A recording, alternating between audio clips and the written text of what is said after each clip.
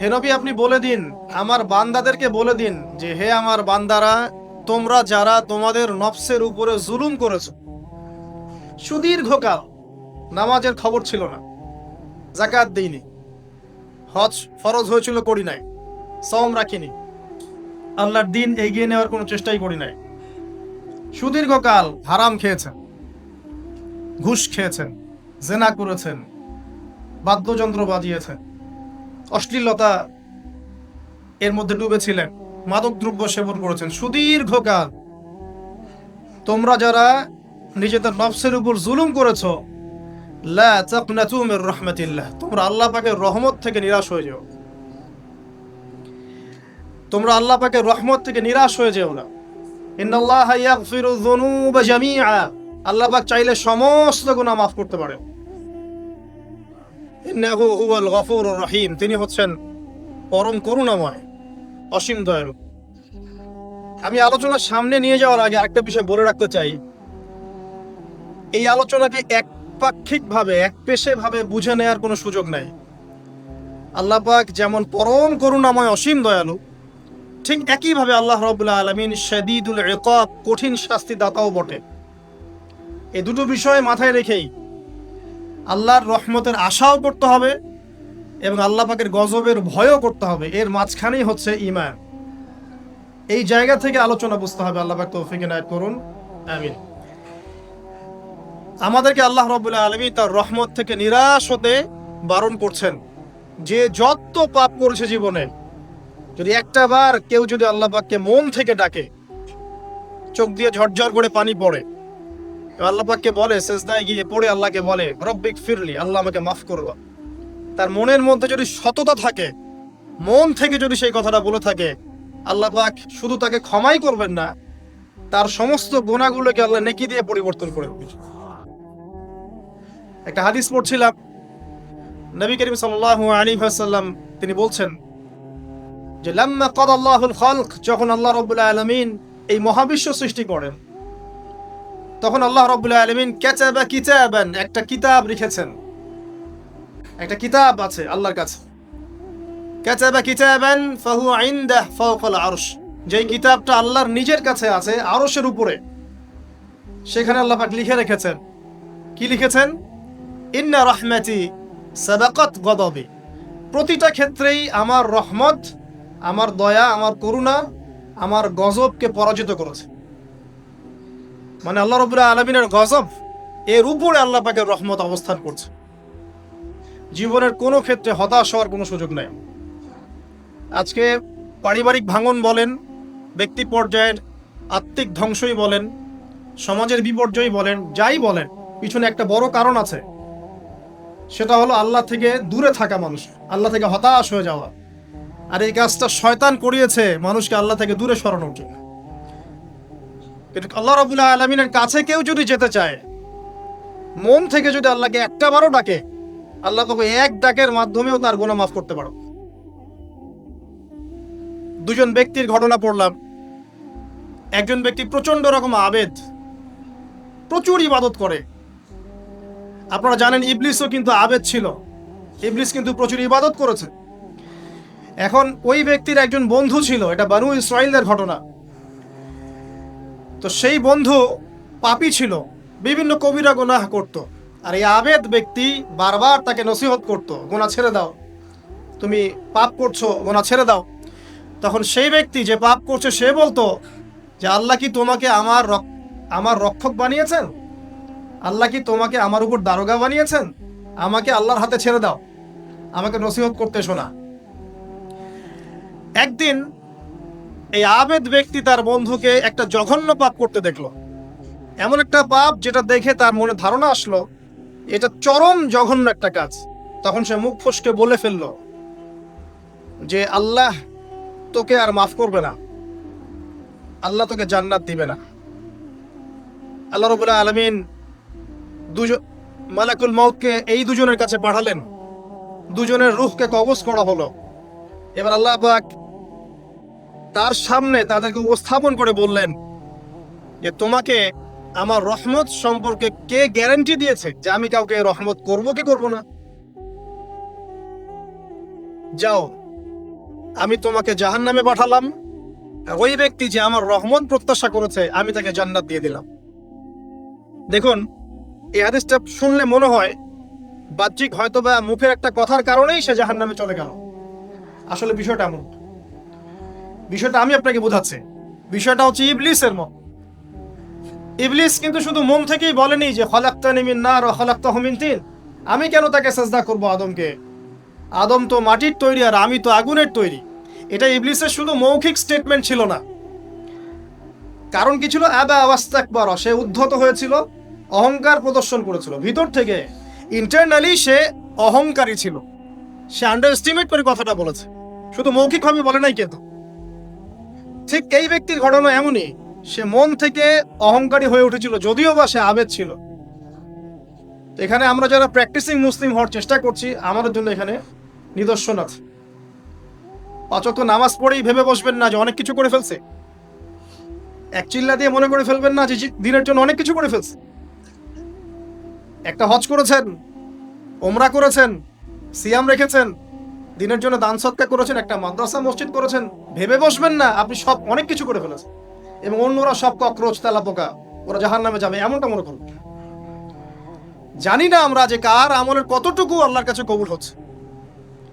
তো এখানে এই ব্যক্তির সমস্যা ছিল এই, সে নিজের আমলটাকে অনেক ভারী মনে করছিল এবং সে স্টেটমেন্ট দিয়ে ফেললো যে তোকে আল্লাহ পাক মাফ করবে না। এই একটা কথা মন থেকে বলার কারণে তার ইহকাল পরকাল দুটা বরবাদ হয়ে গেল, সে জাহান্নামে চলে গেল। ঠিক আরেক ব্যক্তির ঘটনা আছে এমন, এগুলো সবগুলো রেফারেন্স আছে। এক ব্যক্তি প্রচুর ইবাদত করত, আল্লাহ পাক তার ইবাদত করার জন্য পাহাড়ের চূড়ায় একটা সুন্দর ব্যবস্থা করে দিয়েছিলেন, সেখানে ডালিম গাছ হতো, ঝর্ণা আসতো, খাবারের কোনো অভাব নাই। হাদিস এসেছে 500 বছর সে ইবাদত করেছে। কত বছর? কিয়ামতের মাঠে এই ব্যক্তির অবস্থা এমন হবে, তাকে জান্নাতে প্রবেশ করানোর জন্য নিয়ে যেতে বলা হবে, যাও আমার রহমতে জান্নাতে চলে যাও। আল্লাহ পাক তাকে এই কথাটা বলবেন, কিন্তু এই ব্যক্তি বলবে আমার আমলের কারণে, আল্লাহ পাক বলবেন আমার রহমতে জান্নাতে চলে যাও। ব্যক্তি বলবে আমার আমলের কারণে। আল্লাহ রাব্বুল আলামিন তখন তাকে দেওয়া সমস্ত নেয়ামত গুলোকে এক পাল্লায় করবেন আর তার সমস্ত আমলকে আরেক পাল্লায় করবেন। তারপর দেখা যাবে আল্লাহর সমস্ত নিয়ামত তার একটা চোখের সমান হয় নাই। কথা কি বুঝতে পারছেন? একটা চোখের যে নিয়ামত আল্লাহ পাকের, সমস্ত আমল ও 500 বছরের ইবাদত এতটুকু হয়নি। তারপর তাকে বলা হবে ওকে জাহান্নামে নিয়ে যাও। এবার জাহান্নামে যাওয়ার সময় সে বলবে আল্লাহ তোমার রহমতে আমাকে মাফ করলো। তখন আল্লাহ পাক তাকে আবার ডেকে নিয়ে আসবে, বলবেন যে তোমাকে যে আমি ইবাদত করার জায়গা করে দিয়েছিলাম, এটা কি তুমি নিজে করেছো না আমি করেছি? সে বলবে আপনি করেছেন।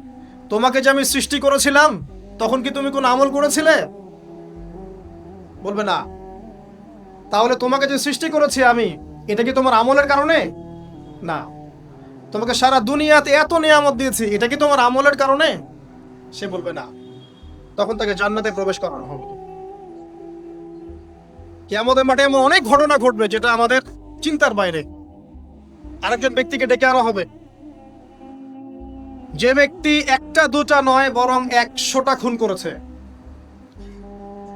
সে 99 জন মানুষকে হত্যা করার পর ফতোয়া খুঁজে বেড়াচ্ছিল যে আমার তওবা কবুল হবে কিনা।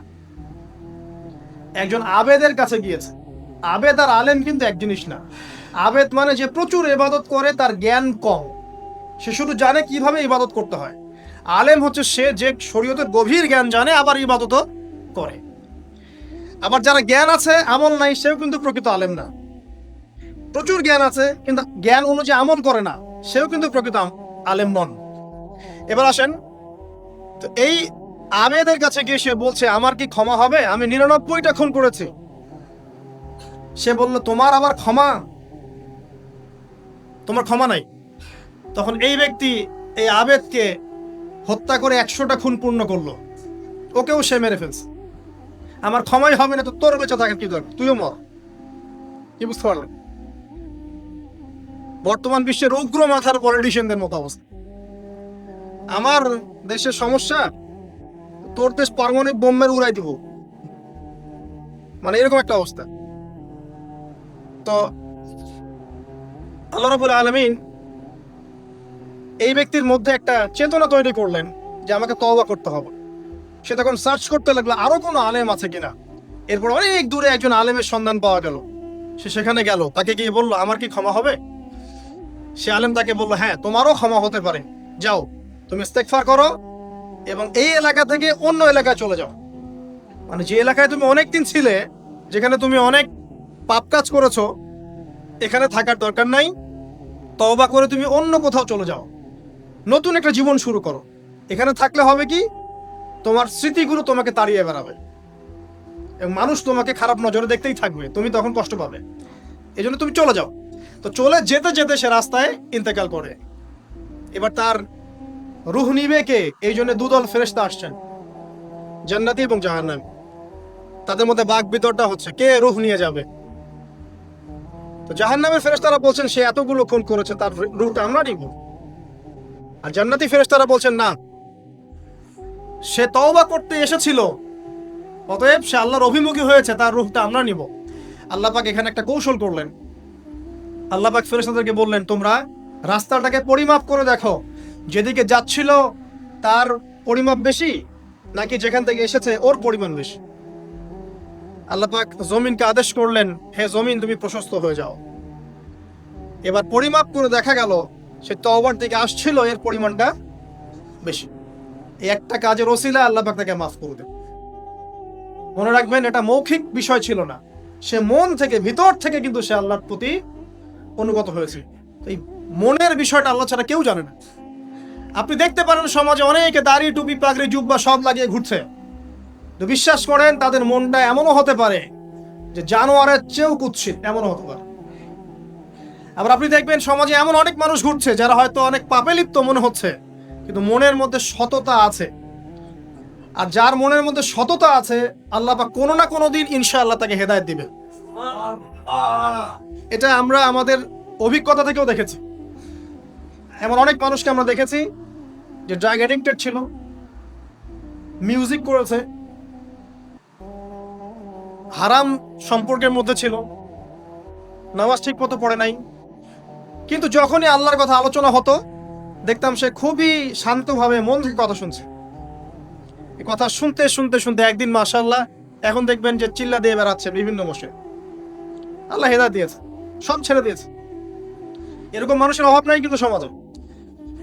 তো এখানে আল্লাহ পাকের রহমত বা দয়ার একটা উজ্জ্বল দৃষ্টান্ত দেখতে পারবেন। ঠিক এরকম আরো একটা ঘটনা আছে বনু ইসরাইলের। এক ব্যক্তি এত পাপ করেছে যে শেষে মৃত্যুর সময় সে সন্তানদেরকে ডাকছে, ডেকে বলছে যে আমি যখন মারা যাব আমার লাশটাকে তোমরা কবর দিও না, যদি আল্লাহ পাক আমাকে ধরতে পারেন তাহলে খবর আছে আমার। কি করতে হবে? সে বলছে যে আমার দেহটাকে তোমরা পুড়িয়ে ফেল এবং পুড়িয়ে ফেলার পরে ছাইগুলোকে একত্রিত করবা, করে অর্ধেক ছাই সমুদ্রে ভাসিয়ে দিবা, অর্ধেক ছাই বাতাসে উড়িয়ে দিবা। সন্তানরা তাই করলো। মৃত্যুর পর আল্লাহ পাক এই সমুদ্র এবং জমিনকে বাতাসকে আদেশ করলেন যে তোমরা ছাই জড়ো করে দাও। আর মানুষ আর জিন আল্লাহর কথা না শুনলেও এই প্রকৃতি আল্লাহ পাকের কথা শোনেন। বিজ্ঞান বলে প্রকৃতি থেকে সব হচ্ছে। কি প্রকৃতি? প্রকৃতি কি, কাকে বলে? মানুষকে আল্লাহর ইবাদতকে বাদ দিয়ে প্রকৃতি পূজায় নিয়ে গেছে। এই পুরো প্রকৃতি আর মহাবিশ্ব এক আল্লাহর ইবাদত করে। কে সৃষ্টি করলো প্রকৃতি? প্রাকৃতিক ভাবে হয়েছে সবকিছু বলে, আল্লাহ থেকে হয়েছে বলা যাবে না। বললে আপনি মৌলবাদী হয়ে যাবেন। আল্লাহ শব্দ ইউজ করলে আপনি মৌলবাদী হয়ে যাবেন। ধর্মতাত্ত্বিক শব্দগুলোকে আস্তে আস্তে উঠিয়ে দেওয়া হয়েছে।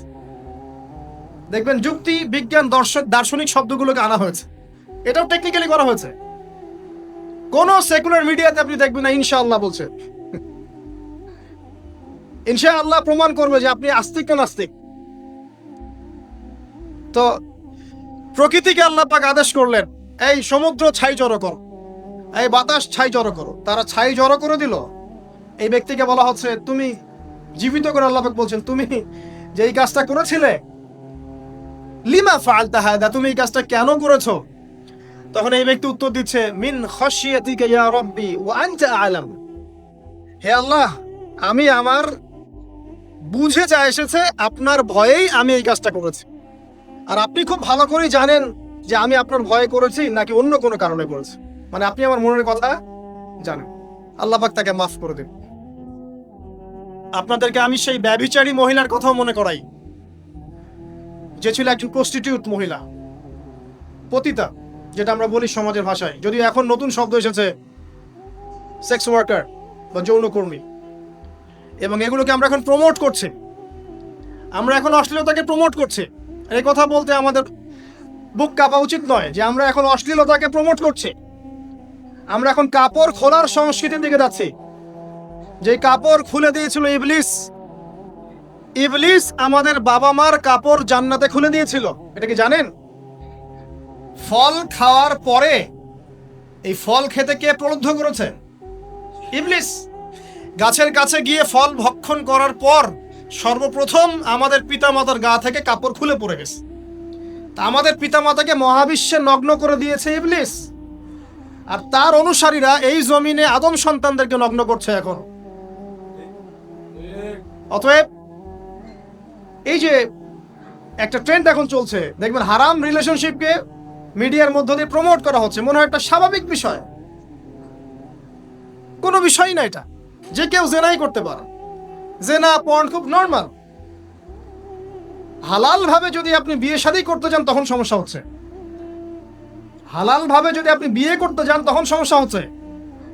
হারাম ভাবে আপনি যা ইচ্ছা তাই করতে পারেন, সমাজে কেউ কিছু বলছে না। এখন বলছে এগুলো স্বাধীনতা। সুবহানাল্লাহ, কোন স্বাধীনতা? স্বাধীনতা বলে কোনো শব্দ নাই মহাবিশ্বে। এই পুরো বিশ্বের সমস্ত মানুষ আল্লাহর অধীনে পরাধীন। এই বিশ্বে যত মানুষ বসবাস করছে এখন, এরা কেউই স্বাধীন নয়, না কেউ স্বাধীন ছিল, না আছে, না থাকবে। সবাই আল্লাহ পাকের দাসত্বের অধীনে পরাধীন। স্বাধীন সেই এই পৃথিবীতে যে ব্যক্তি শয়তানের তাবেদারি করে ও নফসের তাবেদারি করে, ও তো স্বাধীন, যা ইচ্ছা তাই করতে পারে। এই যে অশ্লীলতার প্রমোটিংটা চলছে, এটাকে পারিবারিকভাবে বন্ধ করতে হবে। আল্লাহ পাক আমাদেরকে বোঝার তৌফিক দান করুন। এগুলো যত বাড়বে সমাজে মহামারী আসবে, দেখে নিয়েন, মহামারী আসবে, দুর্ভিক্ষ আসবে, সমাজে এমন সব রোগ ব্যাধির জন্ম হবে যেগুলো নামও শোনে নাই মানুষ কখন, এবং সামনে ভূমিধস অপেক্ষা করছে, এগুলো আসবে। যাই হোক, ওই মহিলা, যে ব্যক্তি একজন যৌনকর্মী ছিল, বা যেটা আমরা বলি ব্যভিচারিণী মহিলা ছিল, একটা কুকুরকে দেখেছে সে পানি পান করার জন্য তৃষ্ণার্ত, সে এটাতে মায়া করে, দয়া করে তার মোজাটাকে নামিয়ে এই কূপ থেকে পানি উঠিয়ে কুকুরকে পান করিয়েছে। এই একটা কাজের বদৌলতে আল্লাহ রাব্বুল আলামিন এই ব্যভিচারী মহিলাকে মাফ করে জান্নাত দিয়ে দিয়েছে। হাদিসে এটাও এসেছে, নবী সাল্লাল্লাহু আলাইহি ওয়াসাল্লাম বলেছেন, ইরহামু মান ফিল আরদ, তোমরা সবাই জমিনবাসীর প্রতি রহম করো। জমিনে মুসলিমই থাকতে হবে, তাদের প্রতি রহম করতে হবে এমন নয়, জমিনবাসী যারাই আছে সবার প্রতি রহম করো, জাতি ধর্ম বর্ণ নির্বিশেষে।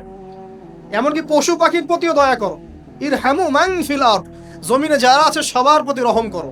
ইয়ারহামুকুম মান ফিস সামা, যিনি আসমানে আছেন তিনি তোমাদের প্রতি রহম করবেন ইনশাআল্লাহ। ইসলাম এই কথাগুলো বলেছে 1400 বছর আগে। আজকের এই বিশ্বে, সোকল্ড এই মডার্ন বিশ্বে, যেখানে মানুষের রক্তের কোনো দাম নাই, সেখানে ইসলাম পশু পাখির অধিকার নিয়ে কথা বলেছে 1400 বছর আগে। কাদেরকে কি শেখাতে আসেন? কোরআন এবং সুন্নাহর বাইরে অভ্রান্ত সত্যের কোনো উৎস আছে? এখানে যা আছে তাই চূড়ান্ত। মানতে চাইলে মানেন, না মানতে চাইলে জাহান্নামে যান, কেউ তো বাধ্য করছে না। লাকুম দীনুকুম ওয়ালিয়া দিন। আল্লাহ পাকের রহমত দেখেন। আরেকটা ঘটনা আছে এমন, একটা বিড়ালকে বেঁধে রেখেছিল এক মহিলা, খাবার দেয় নাই, কষ্ট দিয়েছে। একটা বিড়ালকে খাবার না দিয়ে কষ্ট দেওয়ার কারণে এই মহিলাকে আল্লাহ পাক জাহান্নামে পাঠিয়েছে। এরকম কত ঘটনা আছে, এই ঘটনাগুলো হাদিসের পাতায় বর্ণিত আছে। কোরআনে কি বলছে দেখুন। কোরআনের আমি কয়েকটা পয়েন্ট আপনাদেরকে খালি বলছি, এটা নিয়ে আমি সকালে ভাবছিলাম।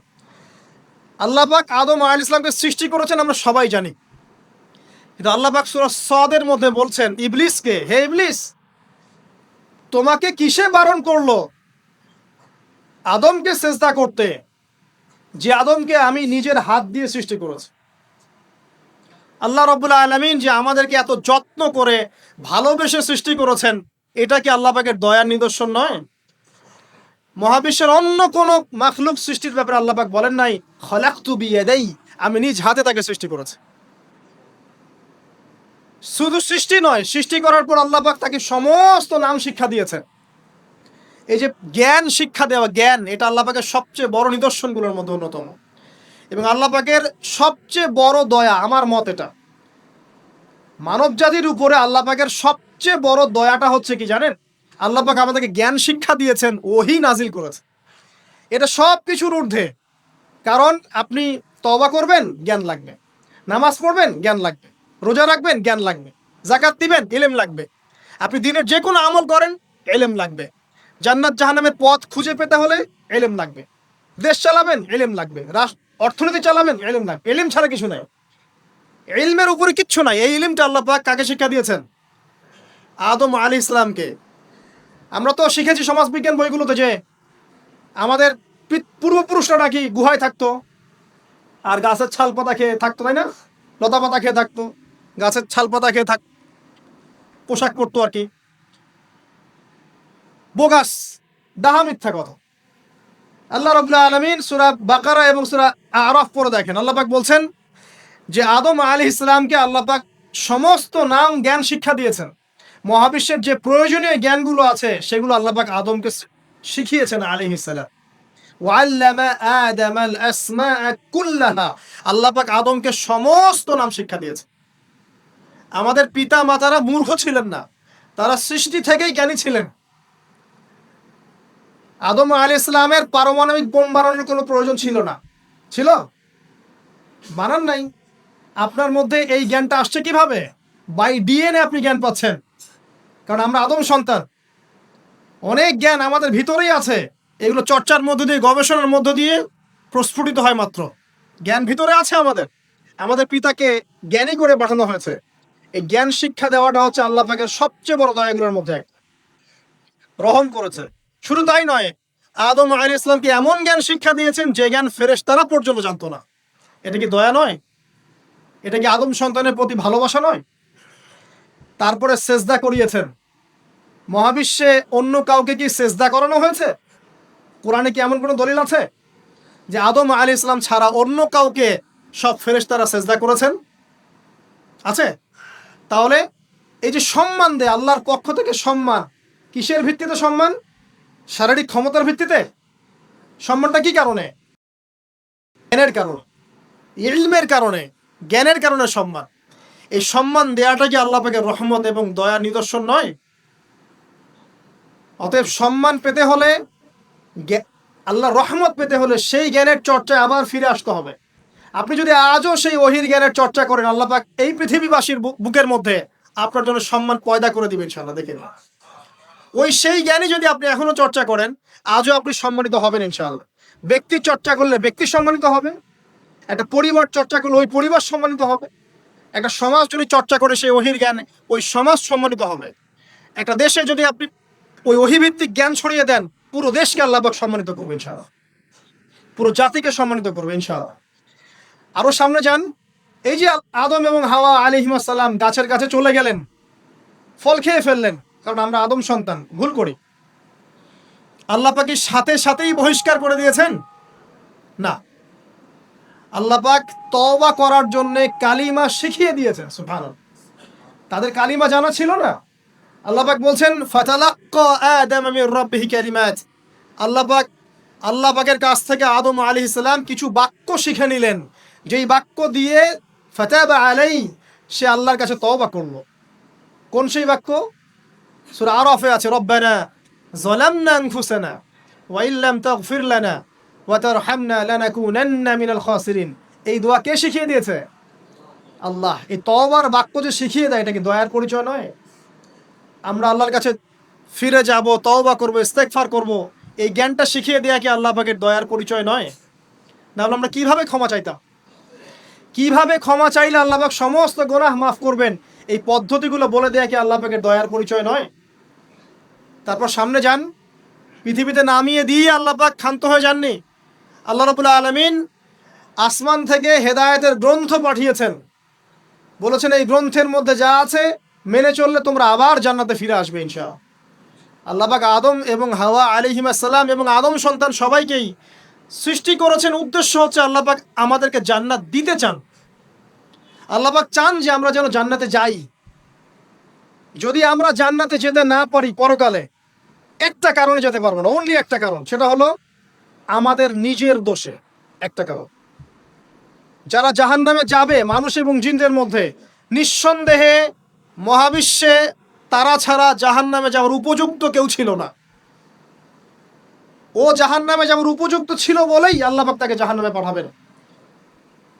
আর যারাই জান্নাতে যাবে প্রত্যেকেই শুধু আমলের বদৌলতে যাবে না, বরং আল্লাহ পাকের রহমতেই যাবে। কেউই তার আমল দিয়ে জান্নাতে যেতে পারবে না। নবী সাল্লাল্লাহু আলাইহি ওয়াসাল্লাম এমন ভাষ্য বলছেন, ইল্লা আনা, আমিও না, ইল্লা বিরহমাতিল্লাহ, আমিও নয়, তবে আল্লাহ পাকের দয়া আমাকে ঘিরে ধরবে। আল্লাহ পাকের রহমত যাদের উপরে বর্ষিত হবে তারাই জান্নাতে যাবে ইনশাআল্লাহ। কি আমল দিয়ে যেতে পারবে? যত আমলই করি বলা যাবে না এই আমলের বদৌলতে জান্নাতে যেতে পারবো। আল্লাহ পাক দয়া না করলে হবে না। আল্লাহ পাক চান যে আদম সন্তান যেন জান্নাতেই যায়। এই কারণেই সৃষ্টি করা, এই কারণেই আপনার ওহীভিত্তিক গ্রন্থগুলো পাঠানো, এই কারণে নবী রাসূল পাঠানো, আলেম ওলামা সৃষ্টি করা, মানুষকে সতর্ক করা, হায়াত দেয়া, বারংবার জীবনে চলতে ফিরতে আপনাকে অ্যালার্ম করা হয়, আল্লাহর পথে ফিরে আসেন, আল্লাহর পথে ফিরে আসেন। অ্যালার্ম করা হয় না? বিপদ দিয়ে আপনাকে অ্যালার্ম করা হয় আল্লাহর পক্ষ থেকে। আপনি চলতে পথে হোঁচট খান, আল্লাহ আপনাকে অ্যালার্ম দেন, ফিরে আসো। চলছেন বিপথে, আল্লাহ পাকে অ্যালার্ম দেন, ফিরে আসো। আল্লাহ পাকের পক্ষ থেকে কিন্তু এগুলো আসে। অদ্ভুত একটা হাদিস বললাম, অদ্ভুত বলতে বলছি অ্যামেজিং হাদিস, যে একজন সাহাবী বলছেন, সালমান রাদিয়াল্লাহু আনহু, তিনি বলছেন যে যখন মুমিনের উপর বিপদ আপদ বালা মুসিবত আসে, তখন মুমিনের এই বিপদ আপদ বালা মুসিবত রোগ শোকের বদৌলতে আল্লাহ পাক তার গুনাহগুলোকে মাফ করে দেন এবং তার মর্যাদাকে বাড়িয়ে দেন, এবং সে আল্লাহর দিকে ফিরে আসার অনুশোচনা করার সুযোগ পায়। আর যখন কাফের মুশরিক বা ফাসিক মানুষকে এইসব রোগ ব্যাধি বিপদ আপদ বালা মুসিবত ঘিরে ধরে, তার দৃষ্টান্ত ওই ব্যক্তির ন্যায় যে ব্যক্তিকে, তার দৃষ্টান্ত সেই উটের ন্যায়, তার দৃষ্টান্ত সেই উটের ন্যায় যে উটটাকে তার মালিক বেঁধে রেখেছে, এরপর ছেড়ে দিয়েছে। সে উটটা বুঝতেও পারলো না কেন তার মালিক তাকে বেঁধে রাখলো আর কেনই বা তাকে ছেড়ে দিল। কথাটা কি বুঝতে পারছেন? যারা আল্লাহ দ্রোহী, তাদের উপর যখন বিপদ আপদ বালা মুসিবত আসতে থাকে, তারা বুঝে না যে কি জন্য আসলো আর কেন চলে গেল। কিন্তু মুমিন ব্যক্তি, যারা মুসলিম, আল্লাহর অনুগত, তাদের বিষয়টা হচ্ছে এমন, বিপদ আপদ বালা মুসিবত রোগ ব্যাধি তাদেরকে আল্লাহর দিকে ফিরিয়ে নিয়ে আসবে। দেখুন, এই যে পৃথিবীতে নামিয়ে দেয়া, এরপর আল্লাহর পক্ষ থেকে ঐশী গ্রন্থগুলো পাঠানো, নবী রাসূল পাঠানো, আলেম ওলামা পাঠানো, আপনাকে হায়াত দেয়া, আপনাকে রিজিক দেয়া, এই শ্বাস নেওয়ার ক্ষমতা দেয়া, আপনাকে জ্ঞান বুদ্ধি দেয়া, বিবেক দেয়া, 3 বেলার খাবার, পোশাক, স্ত্রী সন্তান, কি দেয়নি আল্লাহ রাব্বুল আলামিন। এই যে সমস্ত নিয়ামতগুলো দেয়া, এগুলোর একটা উদ্দেশ্য, আপনি আমি যেন এটাকে উপলব্ধি করি যে এগুলো আল্লাহর পক্ষ থেকে আসছে এবং আল্লাহর দিকে আমরা অভিমুখী হই, এছাড়া কোনো উদ্দেশ্য নেই। সামনে যান, নূহ আলাইহিস সালাম, একদিন 2 দিনেই কি আল্লাহ পাক তার কওমকে ধ্বংস করে দিয়েছেন? 950টা বছর আল্লাহ রাব্বুল আলামিন সময় দিয়েছেন কওমকে, আল্লাহর দিকে ফিরে আসো, আল্লাহর দিকে ফিরে আসো। নবী দাওয়াত দিয়েছেন প্রায় 950 বছর, যখন তারা ফিরে আসে নাই, তারপরে আল্লাহ রাব্বুল আলামিন গজব দিয়ে ধ্বংস করেছে। কারণ আমি বলেছি একটা কথা, আল্লাহ পাক শুধু রহমানুর রহিমই নন, বরং তিনি কিন্তু কঠোর শাস্তিদাতা, শাদীদুল ইকাব বটে। সামনে আরো যান, ইব্রাহিম আলাইহিস সালাম, একা একটা মানুষ নমরুদের সাথে ফাইট করছেন, আগুনে ফেলেই দিল, সে আগুনকে আল্লাহ পাক ঠান্ডা করে ফেললেন। এটা কি আল্লাহ পাকের দয়া নয়? তার সন্তান ইসমাইলের কুরবানিটা দেখেন, আল্লাহ পাক বলেছেন কোরবানি করো, তিনি ডানে বামে প্রশ্ন করেন নাই। আমরা হলে প্রশ্ন করতাম, কেন করব? শিশু সন্তান, নিষ্পাপ, এটার কোনো যুক্তি আছে কিনা, লজিক আছে কিনা? তিনি কোনো লজিক দেখতে যাননি, আল্লাহ পাক বলেছেন করেছে। আল্লাহ রাব্বুল আলামিন তার এই ঘটনাটাকে তো সম্মানিত করলেনই, কিয়ামত পর্যন্ত কিন্তু এই ঘটনা মানুষ স্মরণ করবে। দয়া দেখেন, তার সন্তানের খাবার নাই, পানিও নাই, অলৌকিকভাবে আল্লাহ রাব্বুল আলামিন জামজাম কূপ সৃষ্টি করলেন, কিয়ামত পর্যন্ত থাকবে ইনশাআল্লাহ। দয়া নাই? এটা, এই কূপটা দেখলেই তো মুসলিম হওয়া যায়। এই জামজাম কূপটা দেখলেই তো মুসলিম হয়ে যাওয়া উচিত মানুষের। কোত্থেকে আসলো এই কূপ? এই পানির এত বৈশিষ্ট্য কেন? কখনো শেষ হচ্ছে না কেন? এটা নিয়ে ভাবলেই তো মুসলিম হওয়া যায়। হবে না, কারণ কি? আবা ওয়াস্তাকবার, উদ্ধত হয়েছে, অহংকার প্রদর্শন করছে। অহংকার মানে এই নয় যে আপনি সুন্দর জামা পরছেন, আপনি সুন্দর কাপড় পরছেন, আপনি ভালো একটা বাড়ি করেছেন, এটা অহংকারের পরিচয় নয়। বরং অহংকারের পরিচয় হচ্ছে বাতারুল হাক্কি ওয়া গামতুন নাস, সত্য জিনিস যেটা স্পষ্ট এটাকে অস্বীকার করা, আর অন্য মানুষকে ছোট করা, তুচ্ছ তাচ্ছিল্য করা, এই হলো অহংকারের পরিচয়। ইউনুস নবীর কথা মনে আছে আপনাদের? ওই যে মাছের পেটের মধ্যে 3 দিন 3 রাত ঘুরছে আর ঘুরছে, একজন নবী হয়ে তাকে এই অবস্থা ফেস করতে হচ্ছে। এক পর্যায়ে তিনি বুঝতে পারছেন যে আমার কিছু একটা তো ভুল হয়েছে। আল্লাহর কাছে হাত তুলে দোয়া করলেন, লা ইলাহা ইল্লা আনতা সুবহানাকা ইন্নী কুনতু মিনাজ জালিমিন। দোয়ার পড়ার সাথে সাথে আল্লাহ পাক বললেন, যাও মাছ তুমি রেখে চলে আসো। এটা কি দয়ার নিদর্শন নয়? শুধু তাই নয়, তাকে যখন দ্বীপে নামিয়ে দেওয়া হয়, তিনি অসুস্থ ছিলেন। আল্লাহ পাক সূরা সফফাতের মধ্যে বলেছেন যে আমি তার পাশে লাউ গাছ উৎপন্ন করলাম। কোন গাছ? খেতে পারেন, এর শাক এবং এই যে ফল, এটার মধ্যে নিঃসন্দেহে এমন এমন কিছু উপাদান আছে যেটা হয়তো আমরা জানিও না, আবিষ্কার করা হয়নি। তিনি সুস্থ হয়ে গেলেন, আলহামদুলিল্লাহ। কোথায় যাবেন? যে কোনো জায়গায় যান, নবী ঈসা আলাইহিস ইসলামকে চতুর্দিক থেকে আক্রমণ করছে ইহুদিরা। আল্লাহ রাব্বুল আলামিন তাকে এমন হেফাজত করলেন, তার কাছে তাকে উঠিয়ে নিলেন। এটা কি দয়ার পরিচয় নয়? এই যে একটু আগে তেলাওয়াত করলো শুরুর আগে নবী মুসা আলাইহিস সালামের ঘটনা। বানু ইসরাইল একটার পর একটা অবাধ্যতা করেই গেছে। আল্লাহ পাক তারপরেও তাদের কাছে নবী পাঠিয়েছেন, নবী মুসাকে পাঠিয়েছেন। ফেরাউনের মতো জালেম শাসকের হাত থেকে বানু ইসরাইলকে আল্লাহ পাক উদ্ধার করেছেন। এটা কি দয়ার পরিচয় নয়? নবী মুসা আলাইহিস সালাম গাছের নিচে বসে আছেন, খাবার নাই, বাসস্থান নাই, কিচ্ছু নাই।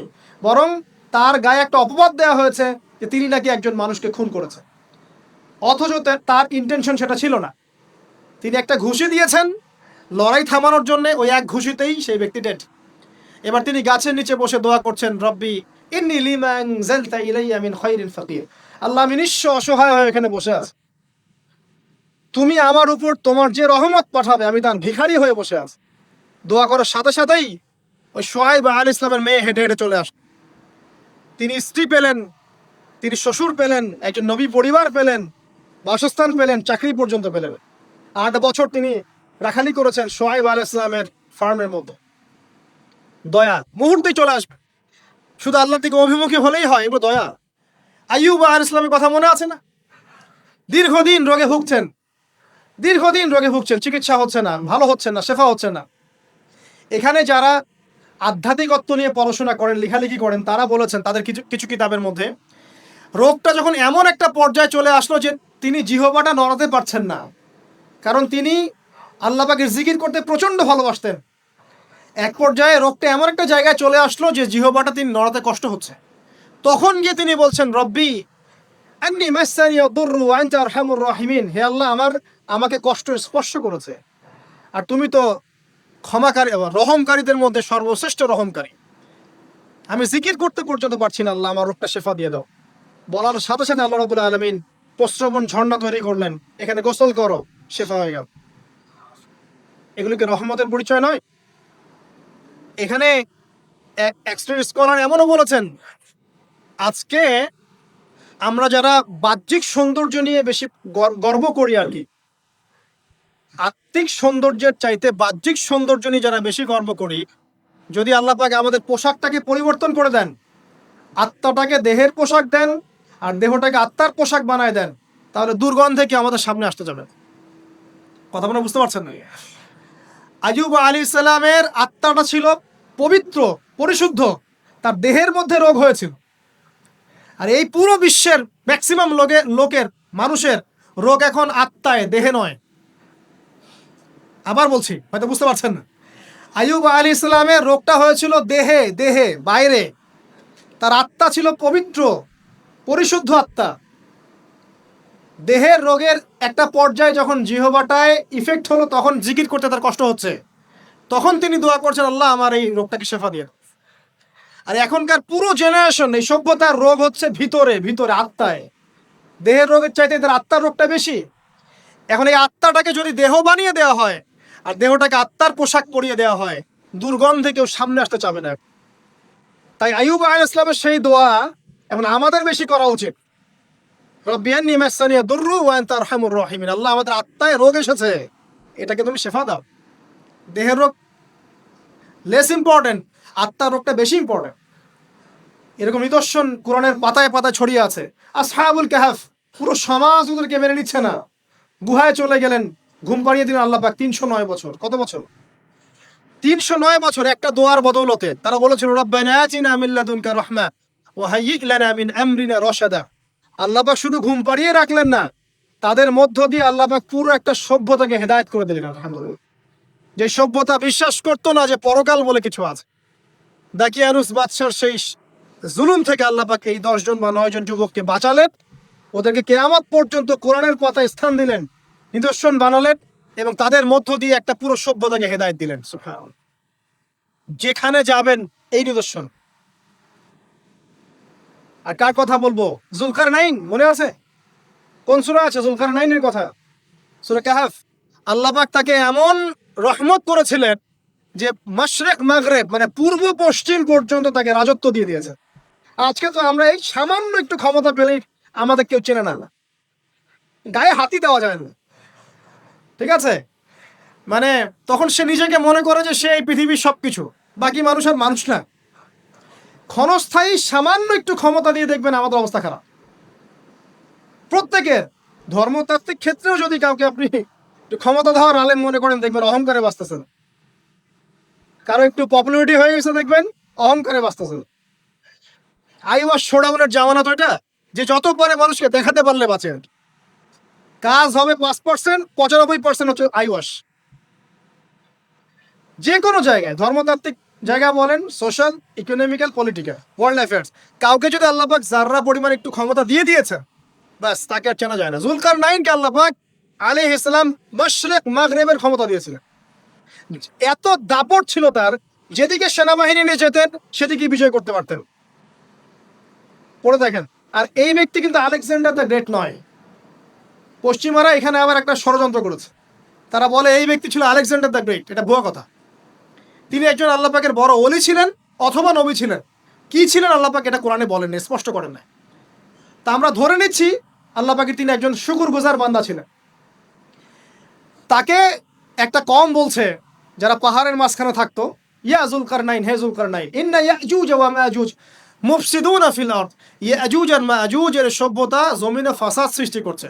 ফাহাল নাজআলু লাকা খারাজান আলা আন তাজআলা বাইনানা ওয়া বাইনাহুম সাদ্দা।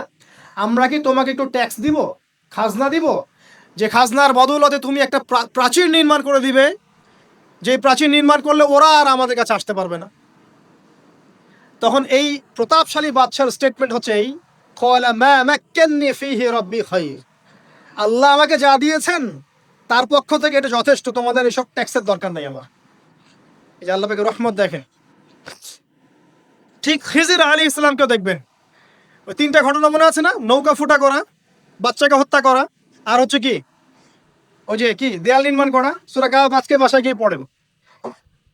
তাকে আল্লাহ পাক ভবিষ্যতের জ্ঞান দেখাচ্ছেন, ভবিষ্যতে কি হবে, যে জ্ঞানটা মূসা আলাইহিস সালামকে আল্লাহ পাক দেখাচ্ছেন না। মূসা আলাইহিস সালাম বলছেন কেন নৌকা ফুটা করলেন, কেন বাচ্চাকে হত্যা করলেন, কেন এই প্রাচীর নির্মাণ করলেন। আর খিদির আলাইহিস সালাম বলছেন যে জ্ঞান আল্লাহ তোমাকে দেন নাই তা আল্লাহ পাক আমাকে দিয়েছেন।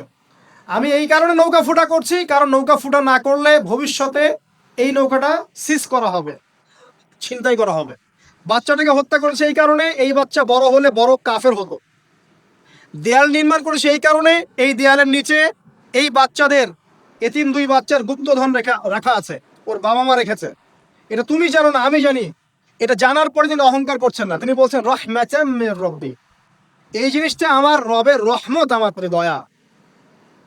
2 শ্রেণীর মানুষ আপনি পাবেন।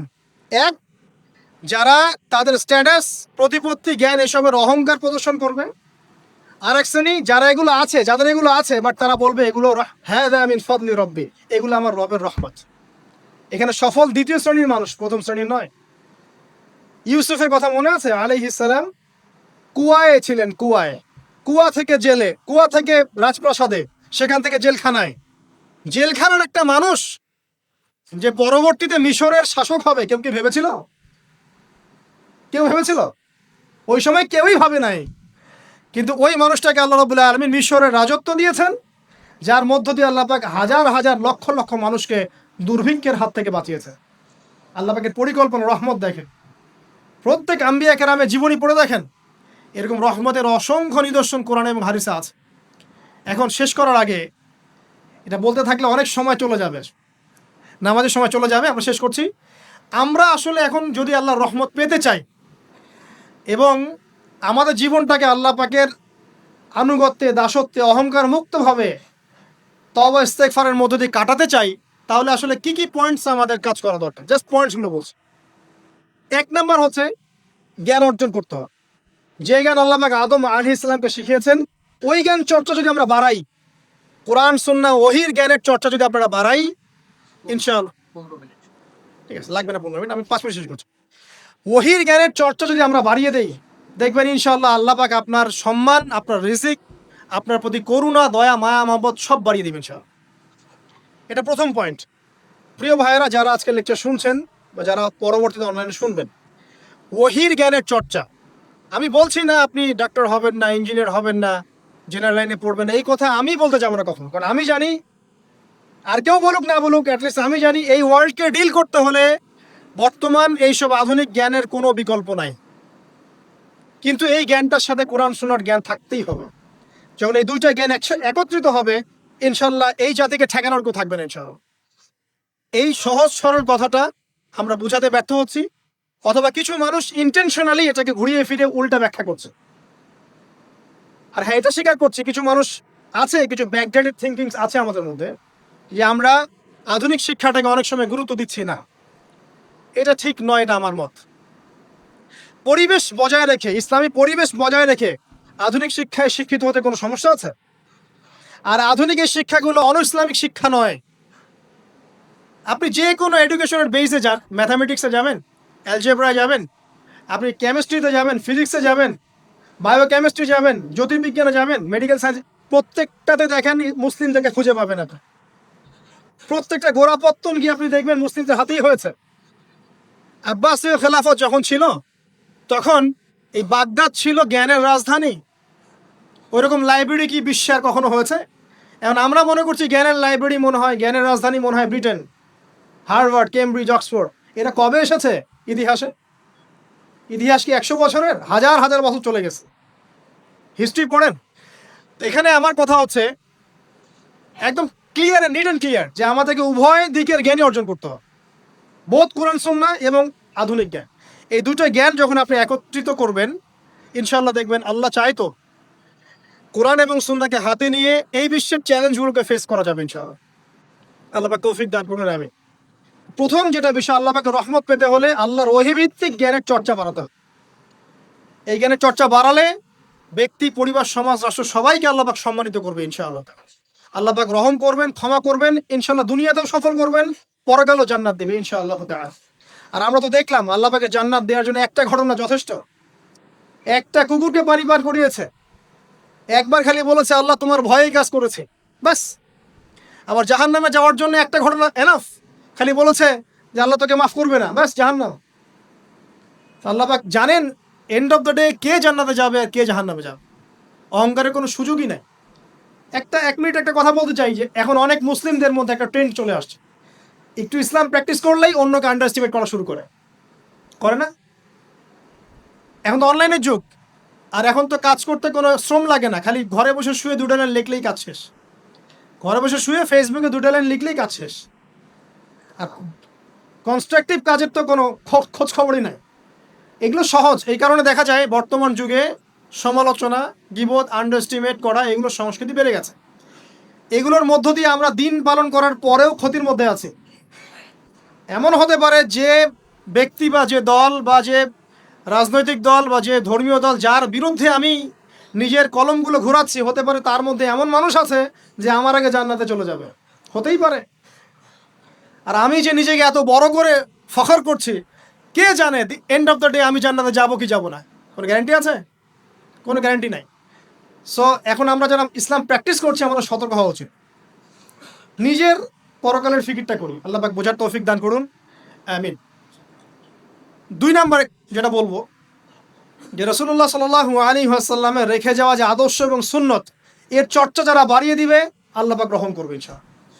সূরা আলী ইমরানের 31 নম্বর আয়াত পড়ে দেখেন, আল্লাহ পাক নিজে বলছেন, কুল ইন কুনতুম তুহিব্বুনাল্লাহ ফাত্তাবিউনি, হে নবী বলে দিন, তোমরা যদি আল্লাহর রহমত আর ভালোবাসা পেতে চাও তাহলে আমাকে অনুসরণ করো। আমাকে, যে বা যারাই নবী সাল্লাল্লাহু আলাইহি ওয়াসাল্লামকে অনুসরণ করবে আল্লাহ তার প্রতি দয়া করবেন ইনশাআল্লাহ।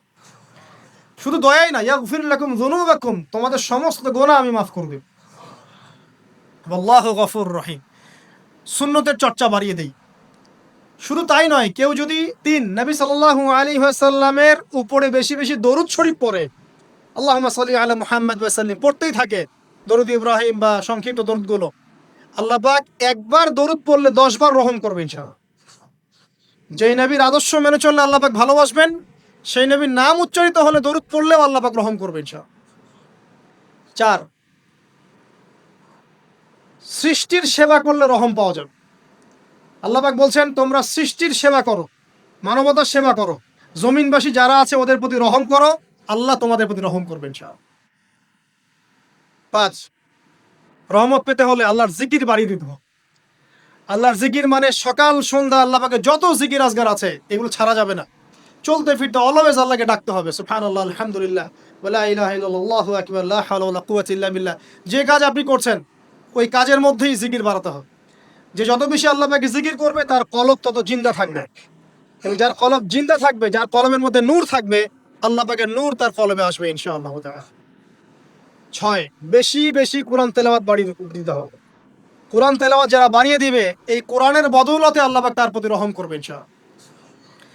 আরও বলবো 7 নাম্বার যে সালাত এর কোনো বিকল্প নাই। নবী সাল্লাল্লাহু আলাইহি ওয়াসাল্লাম ইন্তেকালের আগ মুহূর্তে বলে যাচ্ছেন, আসসালাত ওয়াস সালাত ওয়া মা মালাকাত ঈমানুকুম, নামাজের যত্ন নিও, নামাজের যত্ন নিও, আর তোমাদের অধীনস্থ যারা আছে ওদের ব্যাপারে খেয়াল রেখো। নামাজ নাই ইসলাম নাই, নামাজ আছে তো ইসলাম আছে। তো নামাজের তাবেদারি যারা করবে, 5 ওয়াক্ত নামাজ ঠিকঠাক মতো করবে, ইনশাআল্লাহ অবশ্যই আল্লাহ পাক তাদের প্রতি রহম করবেন ইনশাআল্লাহ। আরও বলতে চাই তাহাজ্জুদের কথা। যারা একটু তাহাজ্জুদের নামাজে অভ্যস্ত হতে পারবেন, ওই সময়টা আল্লাহ পাকের রহমত নেমে আসে, বর্ষিত হয়। যারা তাহাজ্জুদের সালাতে অভ্যস্ত হবে আল্লাহ পাক তাদের প্রতি রহম করবে ইনশাআল্লাহ। 9 বলতে চাই দিনই মেহনত বাড়িয়ে দেওয়া। যাদের ফিকির দিনকে নিয়ে, কিভাবে আমি দিন পালন করব, কিভাবে দিনের প্রচার করব, দিনের জ্ঞান অর্জন করব, এর প্রসার ঘটাবো, দিনটাকে মানুষের কাছে পৌঁছে দিব, এই ফিকির যাদেরকে তাড়িয়ে বেড়ায়, ইনশাআল্লাহ আল্লাহ পাক ওদেরকে এই জমিনে রহম করবে ইনশাআল্লাহ। আল্লাহ আমাদের দাওয়াতি কাজ বাড়িয়ে দেন, দিনের ফিকির বাড়িয়ে দেন, ইনশাআল্লাহ তাআলা আল্লাহ পাকের রহমত পাওয়া যাবে ইনশাআল্লাহ। আরেকটা কথা আছে, 10-এ গিয়ে বলবো পিতামাতার খেদমতের কথা। পিতামাতার খেদমত এমন একটা জিনিস যেটা করলে পরে আল্লাহর রহমত নেমে আসে। একজন ব্যক্তি কবিরা গুনাহ করেছে, নবীর কাছে গিয়ে বলছে, আমার ক্ষমার কি কোনো রাস্তা আছে? নবী সাল্লাল্লাহু আলাইহি ওয়াসাল্লাম বলছেন, তোমার মা কি বাসায় আছে, জীবিত আছে? হ্যাঁ, জীবিত আছে, বাসায় যাও, তুমি মায়ের খেদমত করো, তোমার সমস্ত গুনাহ মাফ হয়ে যাবে। আপনার ওয়াইস কারণীর নাম শুনেছেন না? শুনেছেন না? তাকে এত বড় মর্যাদা দেওয়া হবে কিয়ামতের মাঠে। এর পিছনে কারণ কি জানেন? সেই ব্যক্তি মাশাআল্লাহ তার মায়ের খেদমত করত। 3 বার বলেছেন নবী সাল্লাল্লাহু আলাইহি ওয়াসাল্লাম, আমাদের সবচেয়ে সেরা এবং ভালো ব্যবহার পাওয়ার অধিকার হচ্ছে মায়ের, তারপরে মায়ের, তারপরে মায়ের, তারপর বাবার। পিতামাতার খেদমত করলে আল্লাহর রহমত নেমে আসে। আর একজন ব্যক্তি বলছিল, আমার বাসায় তো মাও নাই ইয়া রাসূলুল্লাহ, আমি কি করব? তখন নবীজি বলছেন, তোমার কি খালা আছে?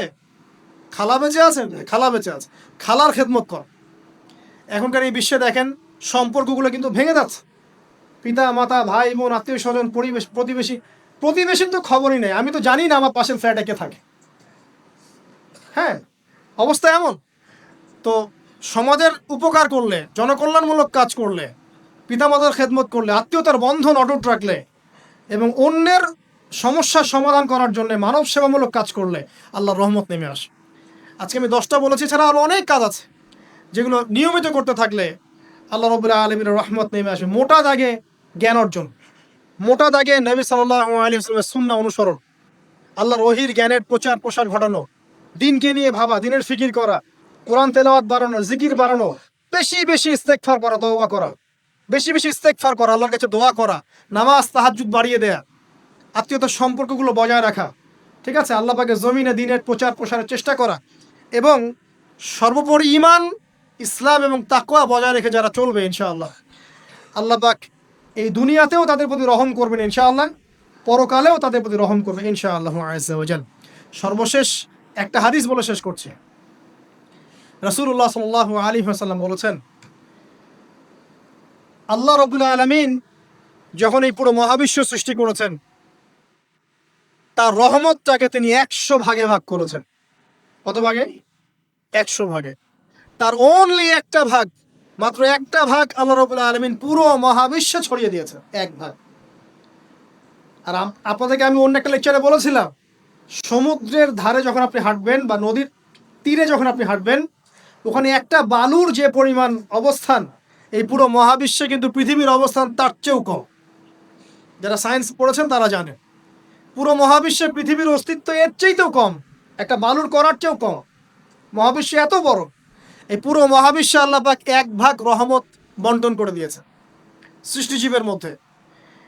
এতে করে আপনি দেখবেন একটা কুকুর পর্যন্ত তার বাচ্চাকে কিন্তু আদর করে, একটা গাভী তার বাচ্চার গা পরিষ্কার করে, তাই না? আর আমরা তো আমাদের বাচ্চাদের জন্য যা করি আপনারা দেখতে পাচ্ছেন। বাকি 99 ভাগ রহমত আল্লাহ রাব্বুল আলামিন তার নিজের কাছে গচ্ছিত রেখেছেন, যা দিয়ে কিয়ামতের মাঠে আল্লাহ পাক বান্দাদেরকে মাফ করবেন ইনশাআল্লাহ। অতএব সর্বশেষ কথা হচ্ছে, আমরা যারা আল্লাহ থেকে দূরে আছি, হতাশ হওয়ার কোনো কারণ নাই। লা তাকনাতু মির রাহমাতিল্লাহ। নামাজ পড়ছেন না, আজকেই ফিরে আসেন। রোজা রাখেন নাই, আজকেই ফিরে আসেন। নামাজ এবং রোজা যা রাখেন নাই, ক্যালকুলেট করেন, কত ওয়াক্ত নামাজ পড়েন নাই, কত মাসের রোজা রাখেন নাই, রাখার কাজা করার চেষ্টা করেন। যাকাত দেন নাই, হিসেব করেন, যাকাত দিয়ে দেন। সুদ খেয়েছেন, তওবা করে আজকেই ফিরে আসেন। জেনা করেছেন, আজকেই ফিরে আসেন। মানুষকে ঠকিয়েছেন, তার টাকা ফেরত দিয়ে দেন। সম্পত্তি জোর করে আত্মসাৎ করেছেন, ফেরত দিয়ে দেন। দিয়েছেন, গোপনে তাকে গিয়ে বলেন, ভাই আপনাকে গালি দিয়েছিলাম, আমাকে মাফ করে দিন। আজকেই ফিরে আসেন। লা তাকনাতু মির রাহমাতিল্লাহ, ইন্নাল্লাহা ইয়াগফিরু যুনুবা জামিআ। আল্লাহ পাক সমস্ত গুনাহ মাফ করবেন ইনশাআল্লাহ। অতএব তরুণ সমাজে যারা হতাশ, পাপে নিমজ্জিত আছো, নামাজ পড়ছো না, হারাম অ্যাফেয়ার্সে আছো, মাদক খাচ্ছ, এইসব অশ্লীল কাজে সময় নষ্ট করছো, বেপরদায় ঘুরছো, হ্যাঁ, পিতামাতার সাথে রুড বিহেভ করছো, তোমার বয়সটাকে নষ্ট করছো, দিনের জন্য 3 দিন সময় লাগাতে পারলে না, কোরআন পড়া শিখতে পারলে না, কিছুই করছো না, হতাশ হও। মন থেকে, ভিতর থেকে আল্লাহকে ডাকো, মন থেকে আল্লাহকে ডেকে একটা বার আল্লাহ দিকে ফিরে এসে দেখো, ইনশাআল্লাহ তাআলা দেখবা এখানে যে শান্তি আছে, সারা দুনিয়ার কোথাও সে শান্তি পাবা না।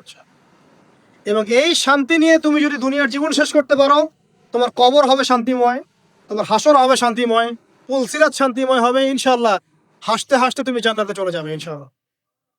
আমরা আজকের মতো এখানে শেষ করছি এই দোয়া করে, আল্লাহ রাব্বুল আলামিন আমাদের সবাইকে যেন রহম করেন এবং তার রহমত পাওয়ার জন্য যোগ্য হওয়ার তৌফিক আল্লাহ পাক আমাদেরকে দান করেন।